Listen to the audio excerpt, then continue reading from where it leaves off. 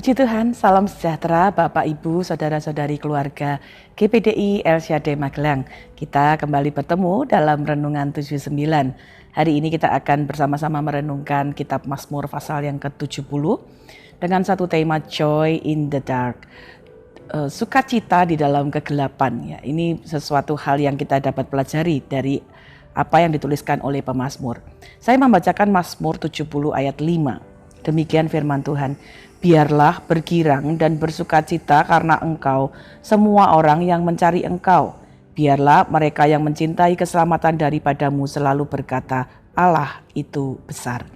Ini adalah satu catatan yang sangat istimewa ya. Ada satu doa, biarlah ada kegirangan, ada sukacita pada semua orang ya. Dan Mazmur ini berisi ajakan yang sangat istimewa karena isinya ajakan untuk bersukacita, untuk memuliakan Tuhan. Hanya yang menarik yang kita bisa belajar, Mazmur ini dituliskan dalam latar belakang yang penuh dengan kegelapan. Situasi kegelapan itu gambaran yang penuh penderitaan, penuh duka cita, ya, penuh bahaya. Karena Daud itu ada dalam keadaan terdesak, ada dalam keadaan kekurangan, ada dalam penderitaan, ada dalam bahaya. Itu kita bisa lihat dalam Mazmur 70 ini ayat 1 sampai 4 dan ayat 6. Saya bacakan. Untuk pemimpin biduan dari Daud pada waktu mempersembahkan korban peringatan. Ya Allah, bersegeralah melepaskan aku, menolong aku ya Tuhan. Biarlah mendapat malu dan tersipu-sipu mereka yang ingin mencabut nyawaku. Biarlah mundur dan kena noda mereka yang mengingini kecelakaanku. Biarlah berbalik karena malu orang yang mengatakan syukur, syukur.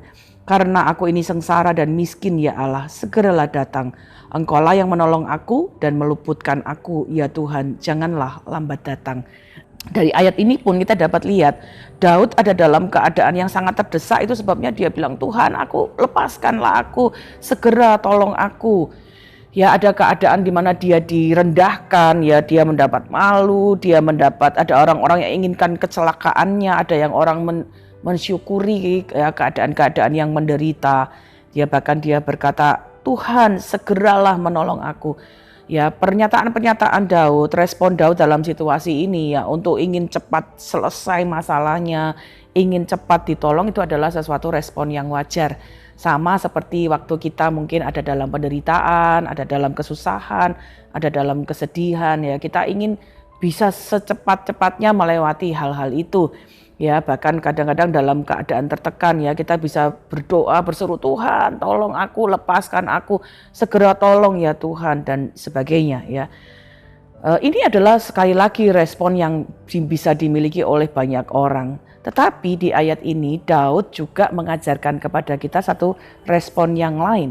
Waktu keadaan kegelapan ini ada dalam hidupnya yang mendesak dirinya ini, ya ternyata juga menolong Daud. Bukan hanya fokus pada masalahnya, fokus pada kegelapan yang sedang dia alami, tapi kemudian membawa dia justru berseru, menaikkan permohonan, bukan hanya untuk dirinya sendiri, tetapi untuk orang lain. Jadi di dalam keadaan yang gelap untuk dirinya sendiri, dalam tekanan, ya Daud itu memberi contoh yang sangat luar biasa. Dia berdoa bukan hanya untuk keselamatan, untuk pertolongannya secara pribadi, tetapi untuk sukacita di antara seluruh umat Tuhan, ya bahkan untuk kemuliaan Tuhan. Ya, Daud itu tidak berkata bahwa nanti kalau aku sudah beres masalahku, sudah oke, sudah merasakan terlepas dari kegelapan ini, baru aku akan peduli pada sukacita orang lain. Ya, tetapi Daud ini sangat luar biasa ya, mengajak kepada kita bahwa dalam situasi yang tidak nyaman, situasi yang sekali lagi dalam kegelapan ya, Daud justru ya menaikkan doa untuk sukacita. Jadi apa yang kita bisa interpretasi, apa yang kita bisa belajar dari situasi yang kita lihat pada Mazmur 70 ini. Ya, sukacita seseorang itu menjadi sesuatu yang tidak akan tergoyahkan, bahkan di dalam kegelapan sekalipun. Ya, mungkin situasi bisa ada dalam kegelapan, ada dalam penderitaan, ada dalam kesulitan. Tetapi kita bisa tidak kehilangan sukacita. Kita dapat tetap joy in the dark, sukacita dalam kegelapan. Nah, apa rahasianya? Apa yang kemudian kita dapat lihat mengapa Daud dapat menaikkan doa ini, tetap bersukacita dalam kegelapan. Kita kembali ke Mazmur 70. Saya akan bacakan di bagian A berkata begini, biarlah bergirang dan bersukacita karena engkau semua orang yang mencari engkau. Pertama, kalau kita mau tetap memiliki sukacita dalam kegelapan hidup yang mungkin sedang kita alami, carilah Tuhan. Ayat yang kelima tadi berkata, semua orang yang mencari engkau akan bergirang, akan bersukacita. Jadi apa yang kita dapat lakukan waktu kita ada dalam masalah? Mencari Tuhan artinya kita mengarahkan pandangan kita, fokus kita kepada Tuhan. Daripada memandang musuh, memandang masalah, memandang kesulitan. Ya, kalau kita fokusnya seringkali waktu kita dalam kegelapan, wah ini gimana ya, wah bagaimana jalan keluarnya, wah pasti bahaya, wah cilaka ini, wah ini pasti akan mengalami kesulitan. Waktu kita tertuju kepada hal itu, kita bisa dengan cepat kehilangan sukacita. Tetapi waktu kita memandang Yesus, ya, pandangan kita arahkan kepada Tuhan, situasinya boleh gelap, situasinya boleh bahkan seolah-olah tanpa harapan. Tapi waktu kita pandang kepada Yesus di tengah kegelapan, kita bisa kemudian menaruh dalam pikiran kita, aku percaya Tuhan menolong aku. Ini dalam keadaan yang tidak mudah, tapi aku percaya Yesus menyertai aku. Ini ada dalam keadaan yang penuh dengan kesedihan, kedukaan, tapi aku percaya Yesus menghibur aku. Ini dalam keadaan yang penuh dengan kelemahan, tapi aku percaya Yesus menguatkan aku. Jadi waktu kita mengarahkan pandangan kita kepada Tuhan, kita justru akan mendapatkan kekuatan, mendapatkan sukacita. Hari-hari ini apa kegelapan yang mungkin kita sedang alami, kegelapan dalam situasi kita, pergumulan kita, pekerjaan kita, keluarga kita. Mari fokus bukan pada kegelapannya, tapi fokus kepada Tuhan yang sanggup bahkan melenyapkan kegelapan dan menggantikannya dengan terang sukacita, karena Dia adalah terang dalam kehidupan kita. Kedua, saya kembali ke Mazmur pasal yang ke-70 tadi. Pada bagian B dikatakan begini, biarlah mereka yang mencintai keselamatan daripadamu selalu berkata, Allah itu besar. Bapak, Ibu, Saudara, kedua, kalau kita mau tetap bersukacita bahkan dalam kegelapan, bukan saja kita mencari Tuhan, memfokuskan pandangan kita kepada Tuhan dan bukan pada masalah. Yang kedua, renungkanlah, cintailah keselamatan dari Allah. Apa yang kita bisa belajar? Mencintai keselamatan dari Tuhan itu artinya kita selalu ingat, kita selalu merenungkan, mungkin dalam kegelapan kita sendirian, kita susah, kita dalam keadaan tertekan. Tapi ingat, iya ya, ada Tuhan yang sudah mau mati di kayu salib, menyelamatkan aku, menghapuskan segala dosaku, bahkan menghapuskan seisi dunia ini. Dia Yesus yang sudah menyelamatkan saya dan menyelamatkan banyak orang lain. Kalau kita merenungkan lagi bagaimana Yesus karena begitu besar kasih-Nya mau mati menebus dosa kita.